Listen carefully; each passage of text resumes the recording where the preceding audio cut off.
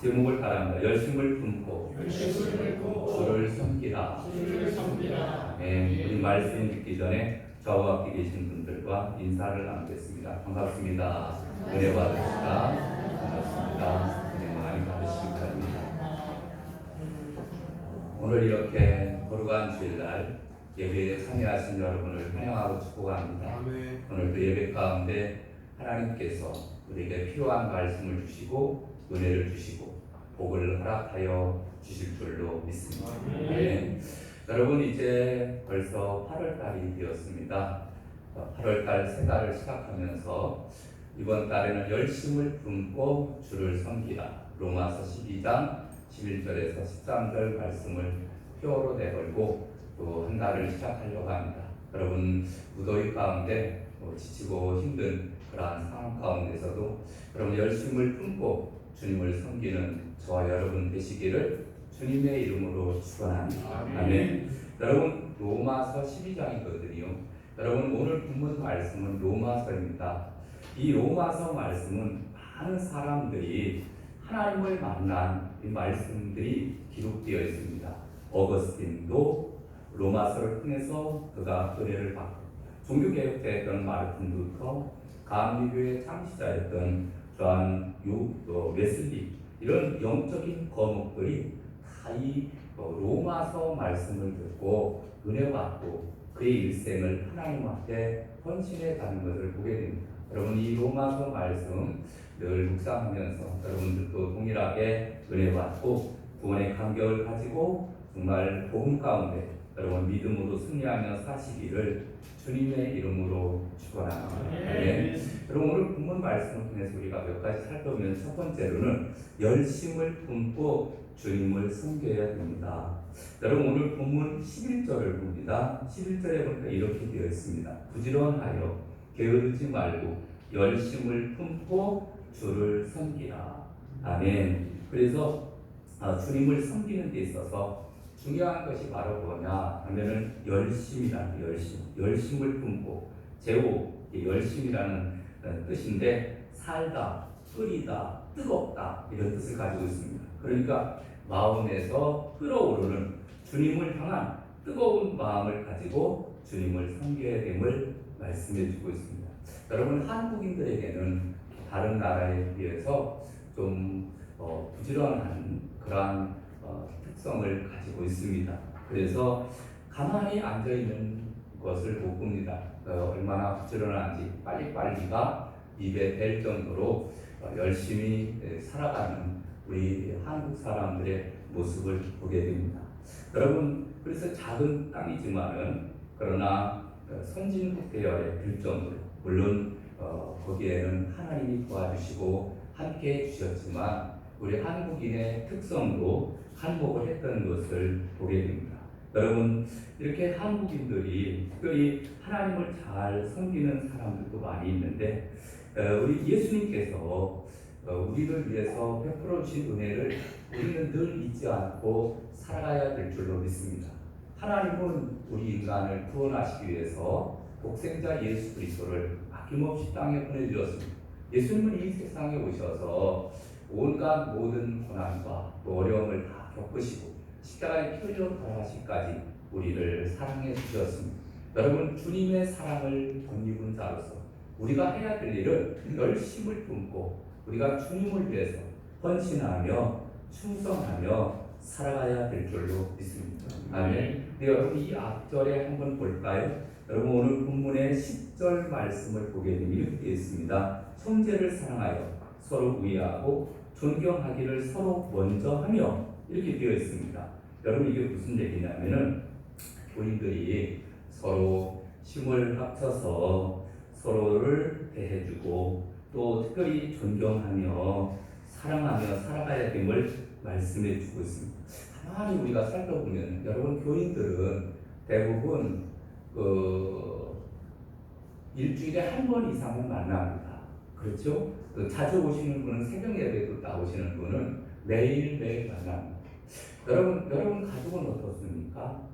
가족은 각각 같이 사시는 가족들은 매일 만나지만 그러나 부모님, 또 또 일가 친척들은 1년에 한 번, 두 번 아니면 또 뭐 많이 만나는 사람들은 10번 미만 정도는 만날 거예요. 여러분 52번 이상 만나지 않잖아요. 어떻게 보면 우리는 가족들보다 먼 친척들보다 굉장히 가까운 사람들입니다.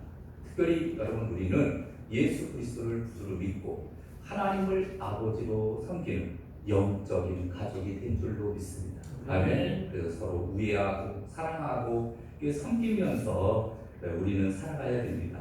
그런데 여러분 이렇게 교회 생활을 할 때 원리가 뭐냐? 우리 교회 생활을 어떻게 해야 되느냐 했을 때 우리는 부지런하여 게으르지 말고 열심을 품고 주님을 섬겨라 이렇게 말합니다. 주님을 섬기다. 여러분 주님을 어떻게 섬겨야 될까요? 주님의 몸이 교회입니다. 그래서 우리는 주님을 보이지 않는 주님을 그럼 어떻게 섬기냐면은 보이는 이 세상에 주님의 몸된 교회를 이 땅에 우리를 위해서 세워주셨습니다. 그래서 주님의 몸된 교회를 위해서 헌신하며 충성하며 살아가는 것이 바로 이 주님을 사랑하는 일인 줄로 믿습니다. 아멘. 그래서 부지런하여 게으르지 말고 게으르면 안 됩니다. 게으르지 말고 열심을 품고 주님을 섬기라 이렇게 말합니다. 이 말씀을 가만히 묵상하다 보면 어떤 생각이 나냐면은 달란트 비유가 생각이 납니다. 주님께서 이제 달란트를 각 사람에게 나눠주었습니다. 1달란트, 2달란트, 5달란트 이렇게 나눠주잖아요. 근데 가서 5달란트 받은 사람, 2달란트 받은 사람은 열심히 받은 대로 사명을 감당하게 됩니다. 그리고 나중에 결산을 할 때 그 배나 되는 것을 가지고 와서 결산을 합니다. 이때 잘했다, 착하고 충성된 종아, 네가 적은 일에 충성하였으면 내가 많은 것을 네게 맡기겠다 이렇게 말합니다. 그런데 1달란트 받은 사람은 이 주인은 완고한 사람이라 그래서 그 달란트 되는 돈을 그 땅속에다가 묻어두었다가 그리고서 이제 주인이 달라고 했을 때 가져왔다 그런 얘기입니다. 주인이 뭐라고 얘기를 합니까? 악하고 게으른 종아 이렇게 말씀하면서 울며 슬피 울며 이를 갈기 있으리라. 그리고서 심판하시는 모습을 보게 됩니다. 여러분 우리는 1달란트 받았는지 2달란트 받았는지 5달란트 받았는지 우리는 알 수 없습니다. 근데 각자의 달란트대로 우리는 받은 사명들을 열심히 최선을 다해서 감당하면 됩니다. 1달란트 받았으면 1달란트 열심히 일하면 되고 2달란트 받았으면 2달란트 열심히 일하면 되는 거예요. 다른 사람은 더 많이 주고 나는 조금밖에 안 주고 여러분 그게 중요한 게 아니거든요. 근데 이렇게 생각하면 안 된다 그러니 늘 우리는 게으르지 말고 열심을 품고 주님을 섬기며 살아가야 될 줄로 믿습니다. 근데 많은 사람들이 가만히 살펴보면 왜 게으르게 빠지게 될까? 왜 게으르게 될까? 여러분 신앙생활도 타성에 덮게 되면 게을러지는 것 같아요. 맨 처음에 예수님 만나고 믿음생활 신앙생활 할 때는 얼마나 마음이 기쁘고 즐거운지 모릅니다. 그때는 막 열심히 예배생활도 열심히 하고 기도도 막 열심히 하고 봉사도 헌신도 열심히 했습니다. 근데 어느 정도 지나다가 보면은 이제 그게 신앙생활에 타성이 붙어서 이제 주님에 대한 사랑도 점점점 식어지고 그리고 열심도 점점점 식어지는 이러한 모습들을 보게 되는데 여러분 타성에 젖으면 안 돼요. 또한 우리는 정신이 병들면 안 됩니다. 정신이 병들게 되면은 이 엉뚱한 생각들을 자꾸 하게 됩니다. 그래서 항상 내가 왜 봉사해야 되는지, 내가 왜 헌신해야 되는지, 내가 왜 예배를 해야 되는지 이걸 올바로 항상 깨달아야 됩니다. 여러분 우리 구원받고 하나님의 자녀가 됐습니다. 여러분 우리는 죄로 인해서 지옥 갈 인생이 없거든요. 천국을 갈 수도 없는 존재였습니다. 근데 국민의 풍성하신 하나님께서 우리를 위해서 예수님 보내주시고 우리의 십자가를 지시고 대신 십자가에 끌려 돌아가심으로 우리가 구원을 받게 된 거예요. 여러분 예수님을 구주로 믿음으로 구원받게 된 겁니다. 그러면 여러분 우리는 그러한 은혜를 우리가 늘 잊으면 안 돼요. 한시도 주님의 은혜를 잊지 않고 우리가 살게 될 때 그 열정을 계속해서 지속할 수 있는 줄로 믿습니다. 그러니까 나 같은 존재가 누구냐? 나는 구원받은 하나님의 자녀임을 잊으면 있는 순간부터 마귀는 틈을 타서 우리 안에 들어오게 됩니다. 미움과 시기와 질투와 그리고 쟁론과 그리고 부패한 마음들을 우리 속에 집어넣는 거예요. 여러분, 그러면은 그때부터 불평하게 되어지고 그 다음에 힘을 잃게 되는, 매사에 늘 부정적이게 되고 우울증에 걸려서 우울하게 그렇게 보내는 것을 보게 됩니다. 여러분, 예수 믿고 구원받은 사람들이 왜 이렇게 신바람나게 신앙생활하지 못하고 우울하게 살아야 됩니까? 이건 마귀가 우리에게 그렇게 주는 생각들이에요.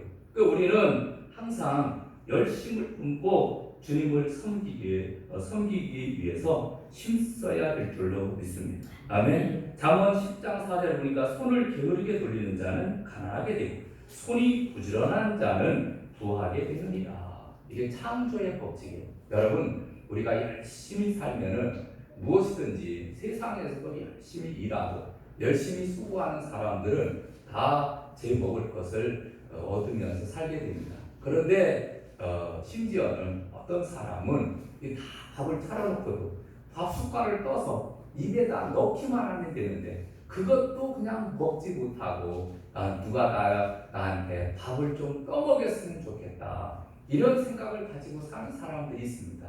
여러분, 성경이 뭐라고 말씀하고 있는지 아십니까? 데살로니가 후서 3장 10절에 보니까 일하기 싫어하거든 먹지도 말라, 이렇게 말씀해 주고 있습니다. 여러분, 우리 인생에서 가장 중요한 것은 이 열심입니다.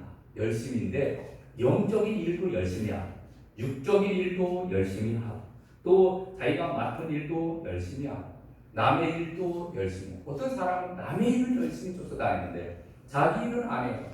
집안에는 막 설거지가 산더미처럼 쌓여있고 할 일이 많은데 그냥 남의 일만 하고 쫓아다니는 사람도 있습니다. 그것도 잘못인 거예요. 또 자기 일만 하는 사람이 있습니다. 남의 일은 전혀 신경을 안 쓰는 사람이 있습니다. 그것도 잘못입니다. 여러분, 하나님께서 우리를 이 세상에 보내주신 것은 서로 협력하여 선을 이루게 하시기 위해서 보내주신 줄로 믿습니다. 이 세상에 홀로 사는 사람은 없어요. 서로 사랑하면서 살아야 되는데 분명히 성경이 이렇게 말하잖아요. 하나님을 사랑하라. 내 이웃을 내 몸과 같이 사랑하라. 아멘. 그래서 우리는 서로 사랑하며 우리가 살아가야 될 것을 말씀해 주고 있습니다. 자, 그다음 두 번째로는 소망 중에 즐거워해야 됩니다. 소망 중에 즐거워해야 돼요. 여러분, 우리가 인생을 살아가다 보면은 우리가 자꾸 이 소망을 잃어버릴 때가 있습니다. 그런데 이 우리의 현실로 인해서 자꾸 어렵고 힘들 때 소망을 잃어버리는 경우가 있는데, 여러분, 아무리 혹독하고 고난이 우리에게 다가온다 하더라도 중요한 것은 소망만 잃지 않으면 됩니다. 그래서 우리가 항상 하나님을 믿고 의지하며 사는 것인데, 믿음으로 사는 삶의 보상은 미래에 주어지게 됩니다. 현실에서 보상이 주어지기도 하지만 그러나 꼭 주어지는 않습니다. 그러나 하나님의 나라에 들어가면은 완전한 보상이 주어지게 됩니다. 그 진짜는 미래에 주어지는데, 우리가 이 세상에 살다가 믿음생활, 신앙생활 우리가 하면서 때로는 어려움을 당하기도 하고 힘든 일을 당하기도 합니다. 그렇지만은 기독교 신앙의 모든 초점은 미래에 있다는 거예요. 그래서 성경을 읽을 때 우리의 관심은 항상 미래에 대한 소망을 가지고 있어요.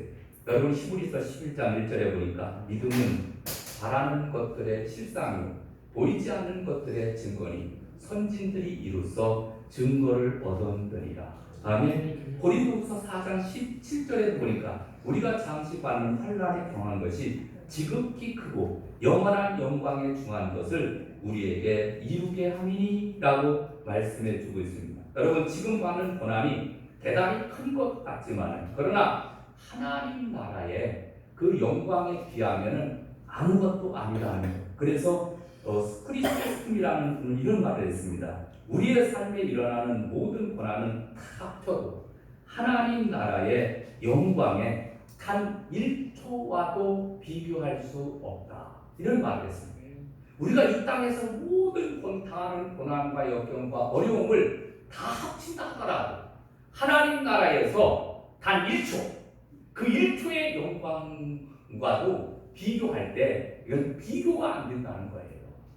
그러니까 우리는 이 땅에서 잠시 받는 환난에 경한 것, 어렵고 힘든 것으로 인해서 여러분 좌절하거나 절망하지 마시고 늘 우리의 눈은 어디를 바라봐야 됩니까? 하나님의 나라, 늘 천국을 바라보며 살아가야 될 줄로 믿습니다.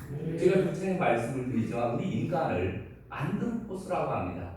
안드로포스라는 뜻이 뭡니까? 위를 바라보는 존재예요. 우리 인간은 땅을 바라보는 짐승과 같은 존재가 아니라 하나님은 우리를 직립보행을 하면서 위를 바라보는 존재로 우리를 만들었습니다.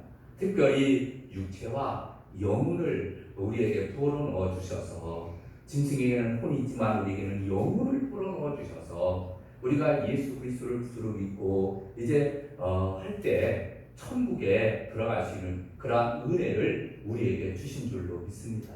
여러분 늘 우리는 저 영원한 하나님의 나라 늘 소망하면서 지금은 조금 힘들고 어렵다 하더라도 여러분 소망을 잃지 않고 사시기를 주님의 이름으로 축원합니다. 여러분 군대에 간 사람은 제대할 날이 올 것이기 때문에 힘들어도 우리는 그 힘든 것을 견뎌내기도 합니다.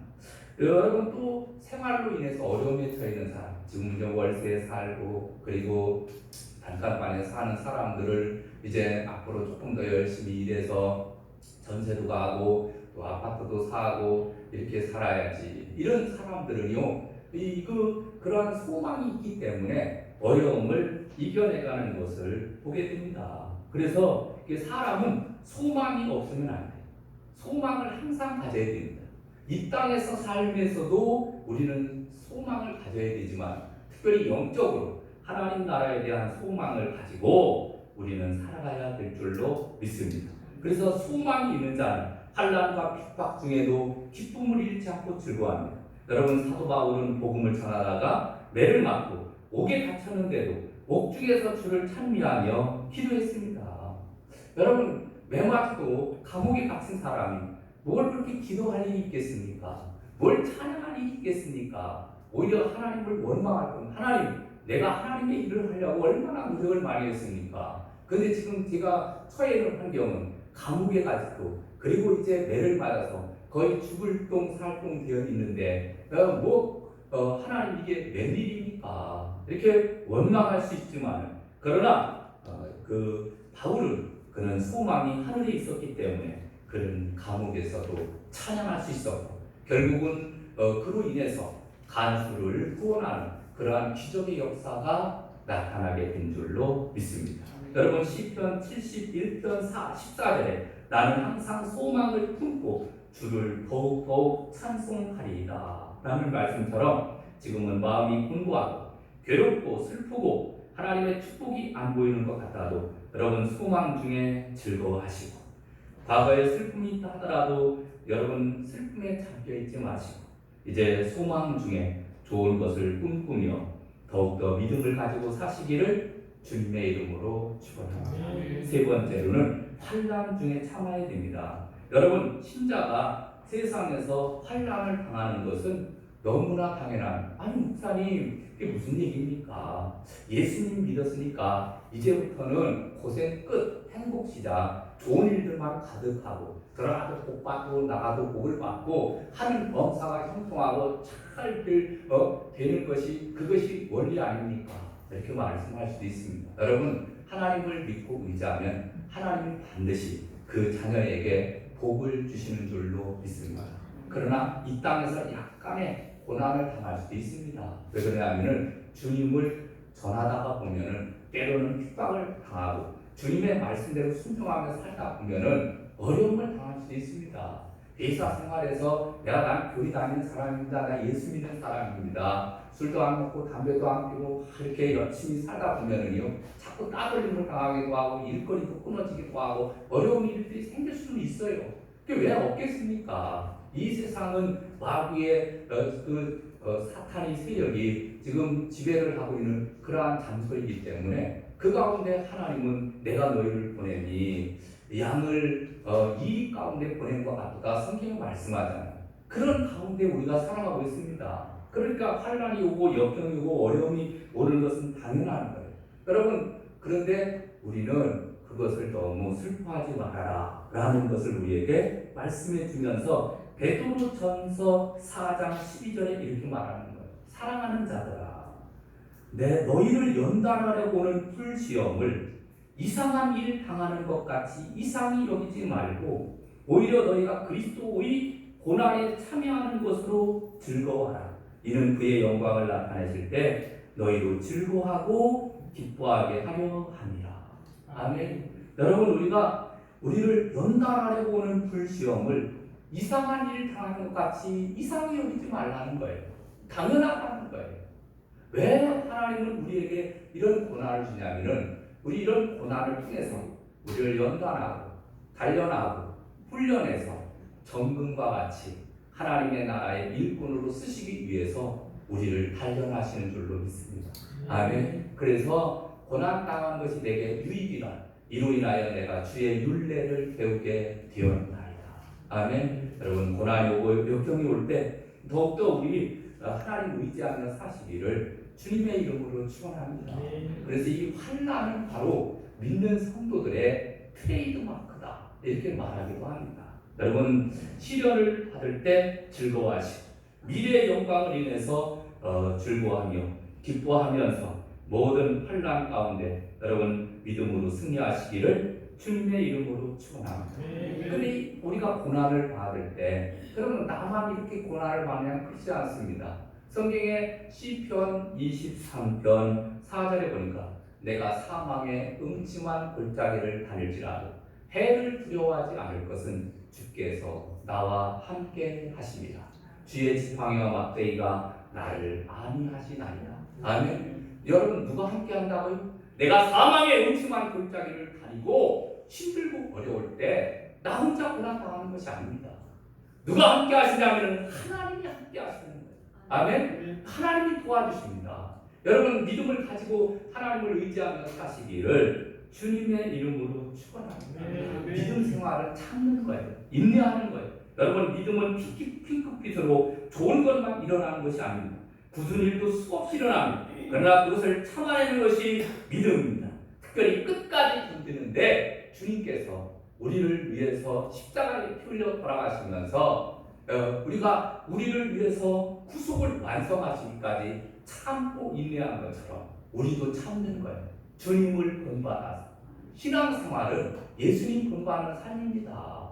여러분, 예수님을 생각하면서 우리가 참는 거예요. 로마서 오늘 12장 12절에 보니까 소망 중에 즐거워하며 환난 중에 참으며 기도에 항상 힘쓰며 이렇게 말씀해 주고 있습니다. 그래서 환난 중에 있는 자들을 능히 위로하시는 하나님을 의지하면서 참고 인내하고 살다 보면은 우리는 또 어느 순간인가 우리가 하나님의 나라에 임하게 되는 줄로 믿습니다.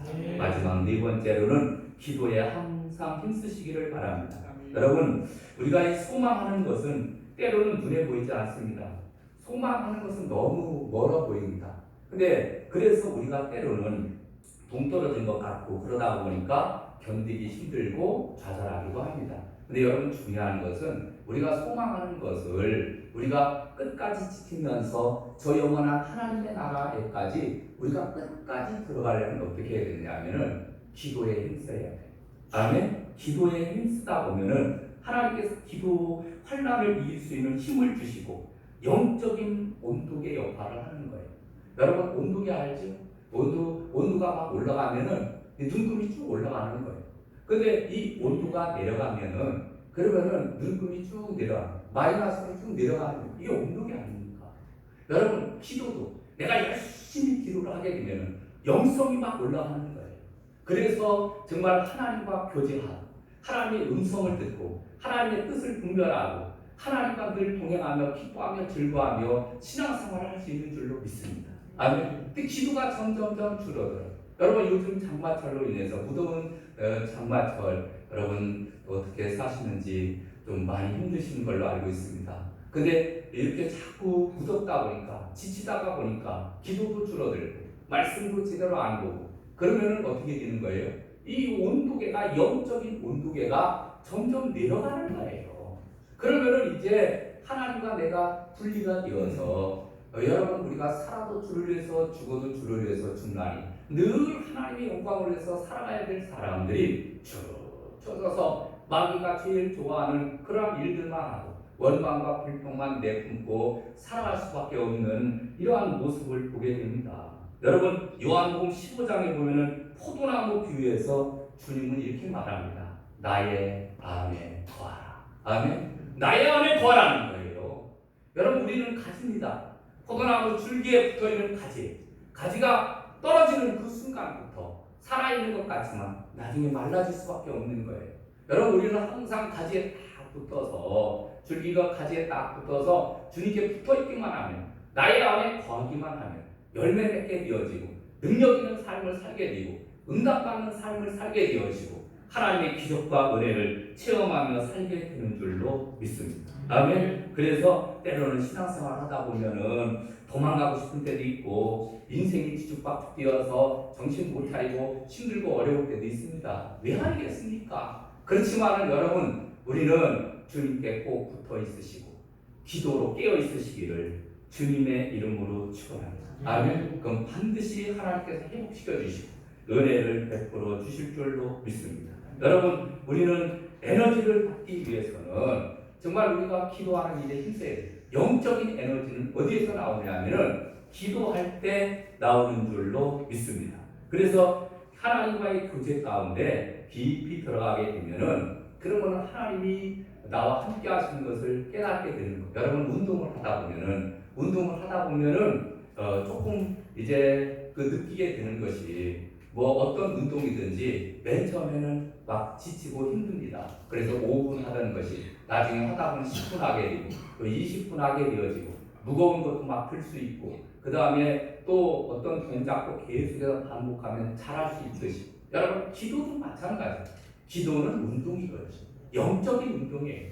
여러분, 기도할 때 가만히 보면은요, 5분 하던 사람 나중에 열심히 하다 보면 계속 기도의 생활을 하게 보면 20분도 하고 30분도 하고 1시간도 하고 점점점 기도의 시간이 늘어나거든요. 기도는 운동입니다. 영적인 운동입니다. 여러분, 하나님과 더 깊은 관계를 맺고자 하면은 하나님 앞에 엎드려서 기도하는 일에 힘써야 될 줄로 믿습니다. 아멘. 여러분 열심히 기도 생활을 하시고 그래서 여러분 열심을 품고 주님을 섬기라. 부지런하여 게으르지 말고 열심을 품고 주를 섬기라. 소망 중에 즐거워하며 환난 중에 참으며 기도에 항상 힘쓰며 성도들의 쓸 것을 공급하며 손 대접하기를 힘쓰라. 아멘. 특별히 저 마지막에 성도들의 쓸 것을 공급하며 손 대접하기를 힘쓰라는 것은 우리의 이웃을 돌아보면서 또 섬기는 삶을 살아야 됨을 말씀하는 내용입니다. 특별히 여러분, 그 로마서가 쓰여질 당시에 이 로마서는 로마 교인들에게 보낸 편지거든요. 로마 교인들에게 왜 이 편지를 보냈느냐 하면은 그들이 초대교회 때는 여러분 전도인들이 있었습니다. 그래서 전도인들이 있어서 순회 전도자라고 하는데 돌아다니면서 복음을 전하는 거예요. 그런데 돌아다니면서 복음을 전하는데 그들이 이제 전도하다 보면은 때로는 목도 마를 것이고 때로는 먹을 것도 필요하고 그러잖아요. 여러분, 그럴 경우에 우리가 뭐 요즘에 호텔도 있고 뭐 모텔도 있고 여관도 있고 가서 그냥 자면 되지 뭐 이런 생각을 합니다. 여러분, 요즘에는 시대가 그렇게 됐지만 이전에는 그렇지 않았습니다. 친척이 오든지 친구가 오면은 다 같은 방에서 막 자고 그랬잖아요. 여러분, 순회 전도자들도 마찬가지였습니다. 그들이 갔을 때 복음을 증거하러 갔을 때 그들을 잘 대해줘라. 그래서 그들이 복음을 증거하는 일에 어려움 당하지 않도록 그래서 성도에 쓸 것을 공급하며 손대접하기를 힘쓰라. 이렇게 말씀해 주고 있습니다. 이제 말씀을 맺으려고 합니다. 여러분, 우리는 구원받은 하나님의 자녀가 되었습니다.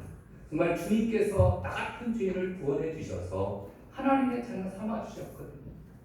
얼마나 감사한지 몰라요. 여러분, 그러면은 우리는 앞으로 남은 인생을 어떻게 살아야 됩니까? 열심을 품고 주님을 섬기시고 소망 중에 즐거워하며 환난 중에 참으며 기도에 항상 힘쓰며 살아가는 저와 여러분 되시기를 주님의 이름으로 축원합니다. 찬양 드릴까요? 찬송가 210장 드리겠습니다.